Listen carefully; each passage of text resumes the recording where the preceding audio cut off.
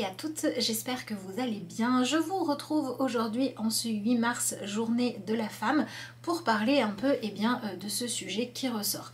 Alors le 8 mars est une journée qui a pour objectif de célébrer et peut-être aussi d'honorer la mémoire de toutes les femmes, et j'ai envie de dire aussi des hommes qui pour certains les ont soutenus même si c'était dans l'ombre, mais enfin de toutes ces personnes qui ont contribué à faire en sorte que les droits des femmes évoluent pour qu'on arrive à quelque chose de plus juste et de plus équitable vis-à-vis des hommes, puisque c'était ce combat-là à l'époque qui a été mené, et c'est de ce sujet-là en particulier que parle la journée de la femme, même si aujourd'hui on peut l'extrapoler de plein de manières différentes.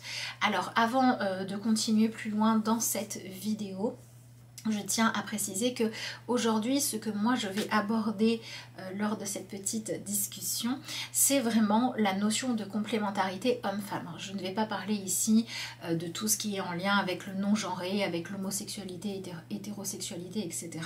Je parle vraiment de cette notion-là de relation entre les hommes et les femmes, puisque c'est le sujet en question, d'accord? Tout le combat de droits des femmes qui a malheureusement dû exister a été lié au fait qu'il y avait et qu'il y a encore sur certains sujets une guerre, un combat entre deux camps opposés, hommes et femmes. D'accord?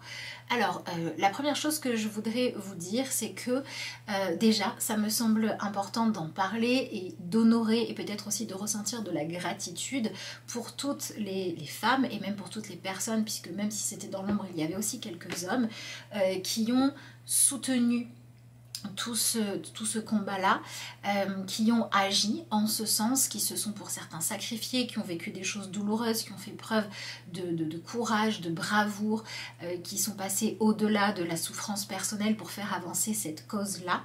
Donc déjà, voilà, cette énergie de gratitude me semble positive parce que ça permet à la fois d'apprécier peut-être plus profondément les conditions de vie. Je parle évidemment de celles qui ont évolué positivement actuelles, et ça permet aussi de réaliser qu'aujourd'hui, même s'il y a du chemin qui a été parcouru, il reste toute une partie encore à faire.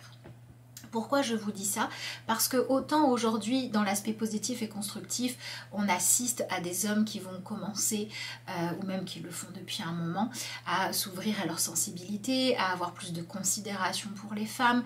On a encore des choses qui sont en train d'évoluer dans un sens positif, mais on va aussi assister à des courants féministes pour d'autres qui vont être très, pour le coup, matriarcal. C'est-à-dire que le patriarcat, c'est le fait de considérer les hommes comme supérieurs, et matriarcat, ce serait les femmes comme supérieures. Et je ne crois pas que passer d'un niveau de supérieur-inférieur à l'autre, de patriarcat à matriarcat, serait quelque chose de très constructif. Ça revient à tout simplement inverser le combat, mais il y a toujours cette notion d'affrontement, de colère, de souffrance, de condamnation, de critique et de rejet de l'autre. D'accord? Et c'est quand même pas la panacée, puisque normalement, en tout cas à mon sens et selon mon opinion, chacun pense ce qu'il veut. Tout ce que je vous dis là, vous le prenez pour votre réflexion personnelle, et si ça l'enrichit, tant mieux. Si ça ne vous parle pas, on respecte les opinions de chacun. Voilà, mais bon, on est sur ma chaîne, donc je vous donne mon opinion à moi. Et donc je disais, pour moi, quelque chose qui serait juste, ça serait de vraiment arriver à une forme de complémentarité. C'est ça l'objectif, d'accord?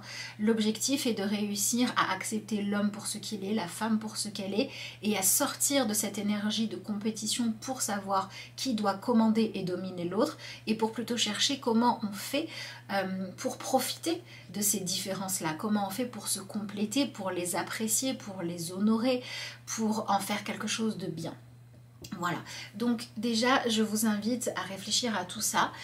Est-ce que dans votre façon à vous de vivre, dans votre quotidien et dans les engagements que vous prenez, vous êtes plutôt dans cette énergie de ok, il faut réussir à continuer d'apaiser toutes les énergies de colère, de rancœur qu'il peut y avoir contre les hommes?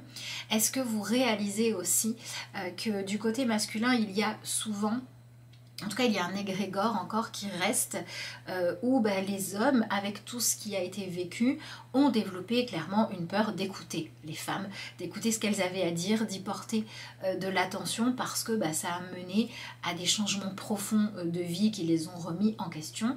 Et au niveau des femmes, il y a encore énormément de colère, de rancœur, de besoin de condamner, de coupables, de dénoncer. Et donc, on n'est toujours pas arrivé à un stade où finalement on sait fonctionner les uns avec les autres, on sait reconnaître les atouts, les compétences de chacun et où on sait faire équipe, d'accord? Et c'est tout ce qui est en train d'évoluer dans le côté constructif, c'est-à-dire qu'on cherche de plus en plus à faire équipe. Pour moi, donc, une fois qu'on a compris cette notion-là de, voilà, cherchons la complémentarité plutôt que la guéguerre pour savoir si on doit choisir matriarcat ou patriarcat, il reste encore une autre notion qui est intéressante, c'est la notion d'égalité versus équitabilité. C'est-à-dire qu'aujourd'hui encore, on entend beaucoup le discours de vouloir l'égalité entre les hommes et les femmes, l'égalité entre tous, l'égalité dans un bureau, l'égalité dans une famille, etc.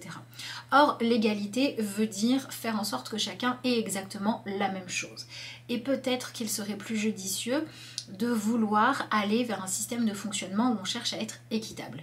C'est l'histoire de celui qui va servir toutes les personnes assises autour d'une table et qui va mettre la même quantité de nourriture dans l'assiette d'un enfant de 3 ans, dans l'assiette d'une femme enceinte et dans l'assiette d'un homme corpulent qui fait 4 heures de sport par jour. Oui, ok, ça sera égal, mais c'est pas forcément équitable. L'enfant n'a pas forcément besoin de manger la même quantité de nourriture que l'homme qui fait du sport, et l'enfant a peut-être besoin de manger autre chose que la femme enceinte qui doit par exemple faire attention à son alimentation.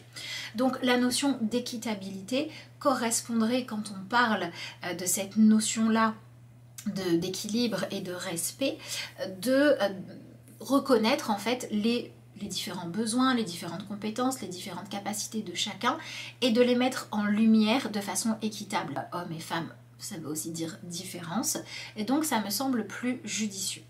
Pourquoi j'ai choisi de vous parler de tout ça aujourd'hui? C'est parce que dans les consultations que je fais, où on vient travailler parfois sur des blessures relationnelles, parfois sur des difficultés à trouver ses justes ambitions, à s'autoriser à avancer ou à progresser dans sa carrière, eh bien il ressort encore très souvent que l'origine de beaucoup de blocages ou de difficultés vient du fait qu'il y a 2 blessures que je constate assez régulièrement.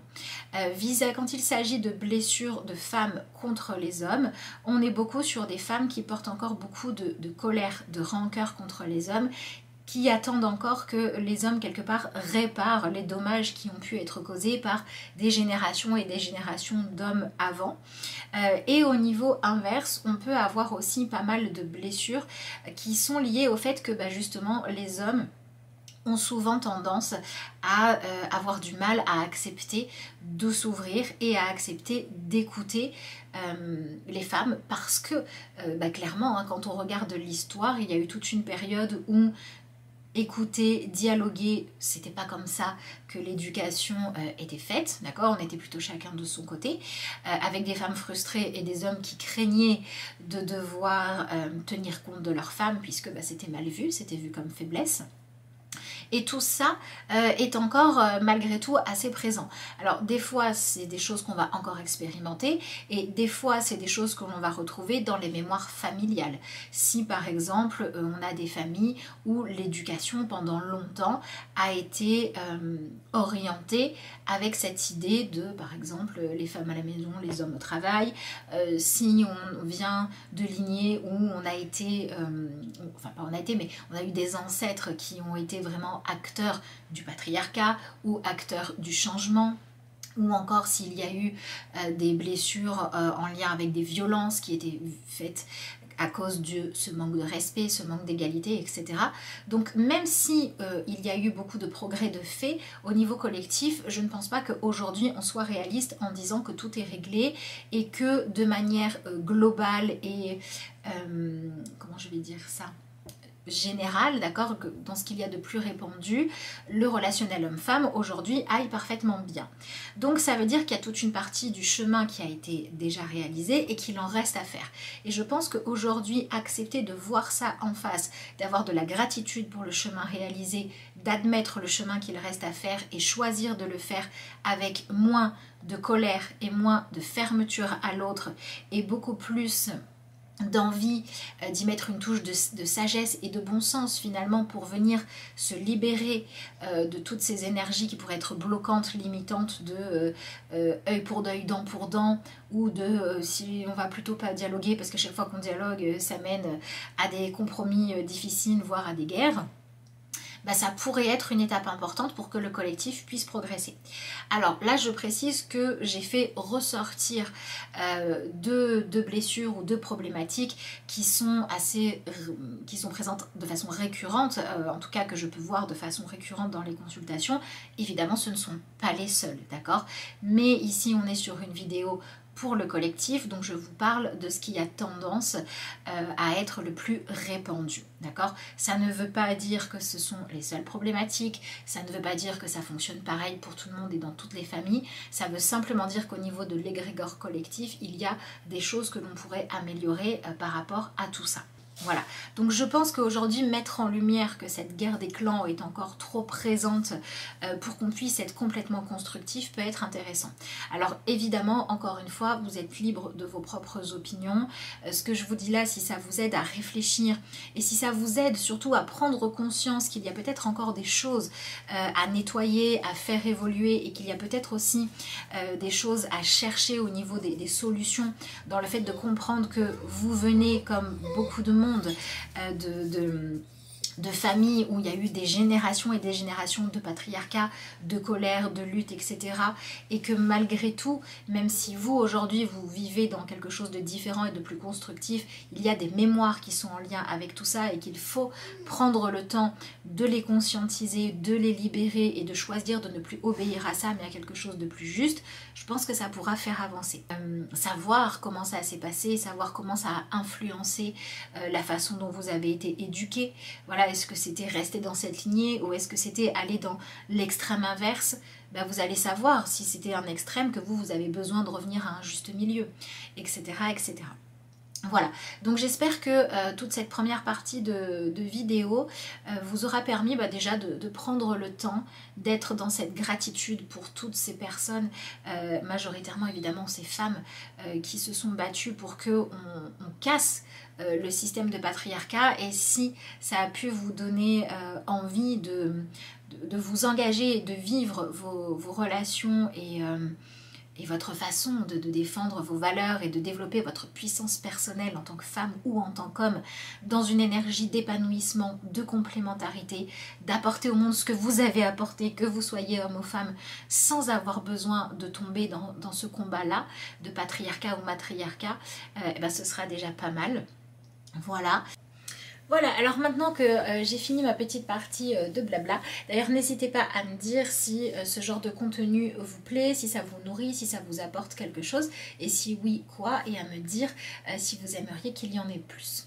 Voilà, donc je vous propose qu'on passe quand même à la partie tirage, histoire de canaliser quelques messages qui sont en lien avec cette journée. Donc je ne sais absolument pas sur quoi on va tomber, je vais simplement prendre les cartes et vous donner les messages qui en ressortent. Alors je vais d'abord utiliser l'oracle Amour universel, puisque c'est quand même un petit peu dans l'objectif, hein, dans l'air du jour, pour voir quel message nous avons de la part des guides et quel message nous avons aussi en lien avec cette notion de vouloir recevoir une certaine forme de sagesse et de compréhension par rapport à tout ce qui se passe pour qu'on puisse progresser et aller de l'avant. Alors, nous avons cette jolie carte-là, la carte de la naissance. Et en plus, c'est intéressant parce qu'on a cette forme qui fait clairement penser à un ange ou à un phénix qui renaît de ses cendres. Donc, ce message, pour moi, il est... et d'ailleurs, alors attendez... En dessous du paquet, nous avons l'idée de la porte. Donc ici, on a vraiment une carte qui nous dit que si on veut faire notre part pour améliorer le relationnel homme-femme, il faut qu'on accepte de laisser derrière nous quelque chose ou une façon de fonctionner ou une attente ou un positionnement que l'on avait et qui n'était pas constructif et que l'on conservait en se disant oui mais c'est parce que l'autre sexe existe dans ma vie et a une influence dans ma vie. Ça on va pouvoir le lâcher pour plutôt chercher à mettre en place quelque chose où on va dire ok le fait que l'autre existe, comment ça peut me permettre de me propulser en avant et de me donner de l'énergie pour m'élever plus et pour m'épanouir à un plus grand niveau. Et donc, il y a vraiment cette notion de choisir un projet qui va être assez stimulant pour qu'on ait vraiment envie de continuer à ouvrir les portes et de continuer à franchir les prochains stades. Parce que clairement, même le jour où on arrive à plus facilement développer dans cette vie la complémentarité homme-femme, derrière, il y aura encore plein de choses à explorer, d'accord ? Il y aura plein d'autres étapes. Donc, voyons voir.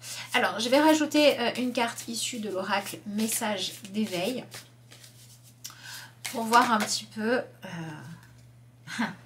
Alors, on a la carte J'entends. Je cesse d'écouter la société, mes peurs, mes insécurités. Donc ça, c'est ce que je vous disais. Il y a quelque chose qui était en lien avec l'autre sexe dans notre vie, alors de manière sociétale et de manière individuelle. À vous de voir comment vous voulez le travailler. Qu'on écoutait et qui n'était pas bon. Les peurs, les insécurités. Et je suis attentif à ce que la vie tente de m'enseigner, les grands enseignements de l'univers. Par ma volonté de croître intérieurement, j'attire vers moi les prises de conscience qui me permettront de me libérer de l'obscurité dans l'amour, la vérité et la sagesse. Donc ça vient bien confirmer ce que je vous disais juste avant et ça vient aussi rajouter le fait qu'il y a peut-être besoin d'accepter d'aller regarder ce qui s'est passé dans votre famille qui était en lien avec ce qui se transmettait dans le comportement ou dans l'éducation, dans les croyances sur le relationnel homme-femme pour que vous puissiez savoir quand il y a eu une éducation qui n'était pas saine, qui était dans la dissonance et que vous puissiez choisir d'obéir à d'autres règles qui vous conviendront mieux. D'accord ? Et donc, il y a vraiment aussi cette notion de libérer certaines mémoires en choisissant de ne pas perpétuer ce qui était négatif, mais d'aller vers quelque chose de beaucoup plus juste. Donc, c'est quand même intéressant ce message-là parce que c'est vrai que de toute façon il suffit de regarder un petit peu ce qui se passe hein. Clairement par exemple sur les chaînes de spiritualité on est sur en général du 80% de public féminin donc les femmes ont quand même ce rôle d'instigatrice du changement, de la prise de conscience. Les femmes ont ce rôle d'ouvrir, d'accord, d'ouvrir le débat, de mettre en lumière certaines choses, d'être les premières à mettre le sujet sur le tapis, hein. On a ce côté discuter, ce côté aimer échanger par rapport à beaucoup de choses et on a cette idée d'avoir ce rôle un petit peu de oui, celle qui fertilise, celle qui fait naître, celle qui met au monde. Eh bien, je pense que si on va encore plus en profondeur, le message de cette carte de naissance nous dit aussi que pour qu'on puisse vraiment être dans une évolution, il faut peut-être accepter le rôle, d'accord, soit de la femme, soit du pôle féminin en vous. Hein, si vous êtes un homme qui cherche à travailler, à développer son pôle féminin, c'est-à-dire sa capacité à accueillir des choses et à les faire grandir. Eh bien on a peut-être des femmes qui ont besoin d'accepter de jouer leur rôle d'instigatrice du changement, leur rôle de c'est moi qui mets au monde quelque chose de nouveau et peut-être que par exemple l'homme les hommes dans votre vie viendront ensuite le renforcer et c'est ok. C'est pas grave si c'est pas les hommes qui ont les premiers certaines prises de conscience, c'est pas grave si c'est pas les hommes qui en premier vont parler de ce qui a été blessant, mais c'est pas parce qu'ils n'en parlent pas en premier qu'il faut le leur reprocher. Il faut vraiment être dans cette idée de je mets au monde certaines choses. Ça fait partie de façon symbolique de ce que la femme apporte, la mise au monde de l'enfant par exemple, et ensuite l'homme va peut-être aider à grandir. Et c'est ok. Et c'est aussi la partie que l'on doit honorer en cette journée, puisque clairement les femmes que l'on honore aujourd'hui, qui sont celles qui ont au départ lancé les mouvements féministes pour faire évoluer les choses, c'est parce qu'elles ont mis quelque chose au monde, parce qu'elles ont fait naître quelque chose qu'il y a pu y avoir transformation. Donc ce qu'on nous dit là, c'est que le meilleur moyen de cultiver la gratitude et d'honorer la mémoire des femmes qui se sont battues, eh bien c'est de vous mettre au monde quelque chose de lumineux, de différent et d'oser en fait cultiver le changement dans votre vie. Ça peut être un changement complètement personnel pour vous, mais pour dire j'honore cette mémoire-là et au niveau qui est le mien, je viens la faire grandir en moi. Ça peut être quelque chose de grand aussi, c'est pas un problème. Mais accepter de faire naître quelque chose de nouveau. Et ça va avec cette idée de par ma volonté de croître intérieurement. C'est vraiment le fait d'aller lâcher, le fait de dire je veux que l'autre change et moi je changerai après. Pour plutôt dire moi je veux grandir, je veux mettre au monde quelque chose de différent. Et toute cette notion-là va forcément attirer cette notion de prise de conscience qui permettront de se libérer de l'obscurité. Et se libérer de l'obscurité ici, c'est vraiment se libérer des histoires qui ont été cachées et de tous les choix que vous avez faits pour des raisons obscures. Peur, angoisse, répétition d'histoires familiales, etc., etc. Et l'autre carte que l'on avait, c'est la carte suivre sa voie. Je suis la voie que mon cœur me dicte et je reste fidèle à sa vérité. Rien ne m'arrête car je crois en moi et je m'en sers comme force pour avancer. La solution idéale viendra de mon cœur, alors peu importe ce qui arrive, je reste dans ma lumière et marche avec courage sur le chemin qui mène vers Dieu. Donc Dieu, vous pouvez remplacer par la réalisation de mon âme, la complémentarité, etc. etc. C'est le fait d'avoir foi et le fait d'être curieuse, de découvrir ce qui peut se passer quand on ne se place plus d'un angle de pourquoi j'ai le droit d'être en colère, pourquoi j'ai le droit d'être piégée, mais plutôt d'un angle de ok, qu'est-ce qui va pas, qu'est-ce qui a besoin d'être guéri là-dedans et comment moi je peux apporter cette guérison-là. Quand on est là-dedans, c'est qu'on a espoir et quand on a espoir, eh bien, on va agir pour que les choses puissent se passer. Donc moi je dirais que le message qu'on a ici, c'est qu'on peut être dans la gratitude en acceptant soi-même de commencer à opérer des changements en tant que femme ou en tant qu'homme qui développe sa sensibilité, qui vont dans le sens d'honorer et de continuer à avoir cette forme de courage que les personnes et les générations qui ont commencé à se mobiliser pour l'équitabilité entre hommes et femmes ont eu, même si c'est à une échelle bien moindre ou pas, mais c'est dans ce sens-là qu'on peut honorer. Et quant à cette notion de continuité, on est vraiment dans un message qui nous dit il n'y a pas que le fait d'être arrivé au bout et il n'y a pas que quand tout aura été réglé que vous aurez juste à suivre le mode d'emploi. Participez aussi. Participez au fait d'avancer. Voilà. On est vraiment dans cette idée-là avec ce tirage. Donc ma foi, c'est plutôt sympa et j'espère que cette façon-là d'honorer et de célébrer eh bien, cette fameuse journée de la femme vous parlera. Sur ce, je vous remercie d'avoir suivi cette vidéo et puis moi je vous dis à bientôt pour de nouvelles aventures.